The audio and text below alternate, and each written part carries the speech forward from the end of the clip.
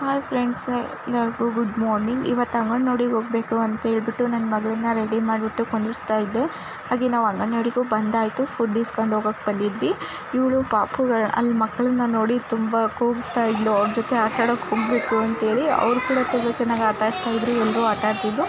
ಇನ್ನು ನಾವು ಫುಡ್ಡೆಲ್ಲ ಇಸ್ಕೊಂಡ್ಬಿಟ್ಟು ಮನೆಗೆ ಬಂದಾಯಿತು. ಮನೆಗೆ ಬಂದಾದಮೇಲೆ ಇದು ಮನೆಯೆಲ್ಲ ಕ್ಲೀನ್ ಮಾಡಿದೆ. ಅದು ಚಾಪೆ ಎಲ್ಲ ನಾವು ಹಾಲಲ್ಲಿ ಟಿ ವಿ ನೋಡೋಕೆ ಮಲ್ಕೊತೀನಲ್ಲ, ಹಾಗಾಗಿ ಪಾಪುನ ಹಾಕೋಕ್ಕೋಸ್ಕರ ಅದನ್ನು ಹಾಸಿದ್ದೆ. ಇನ್ನು ಮನೆಗೆ ಬಂದುಬಿಟ್ಟು ನನ್ನ ಪಾಪುಗೂ ಇವಳಿಗೂ ಹೊಟ್ಟೆ ಹಸಿವಾಗಿತ್ತು. ಸ್ವಲ್ಪ ಸರಿ ಮಾಡಿ ತಿನ್ಸೋಣ ಅಂದ್ಬಿಟ್ಟು ಇವಳನ್ನ ಕರ್ಕೊಂಡೋಗಿ ರೂಮಲ್ಲಿ ಕುಂದಿರ್ಸ್ತಾರೆ.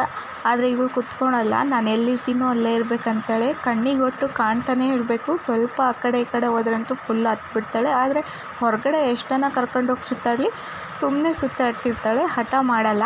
ಅಂದರೆ ಹೊರಗಡೆ ಹೋಗೋದು ಎಷ್ಟು ಇಷ್ಟ ಅಂದರೆ ಇವಳಿಗೆ, ಅವ್ರ ಅಪ್ಪಾಜಿ ಆಗಲಿ ನಾನಾಗಲಿ ಯಾರನ್ನ ಸ್ವಲ್ಪ ಡೋರ್ ಹತ್ರ ಹೋದರೆ ಸಾಕು ಖುಷಿಯಾಗಿರ್ತಿರ್ತಾಳೆ. ನೋಡ್ತಿರಲ್ಲ, ಇದೇ ರೀತಿ ನಗ್ತಿರ್ತಾಳೆ.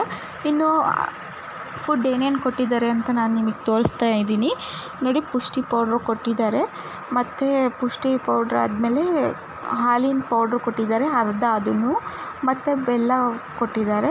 ಸಕ್ಕರೆ ಹೋದ ತಿಂಗಳು ಕೊಟ್ಟಿದ್ದರು, ಈ ತಿಂಗಳು ಸಕ್ಕರೆ ಬಂದಿಲ್ಲ ಅಂತ ಹೇಳಿದರು. ಬಂದಿದೆಯೋ ಬಂದಿಲ್ವೋ ಅದು ಗೊತ್ತಿಲ್ಲ.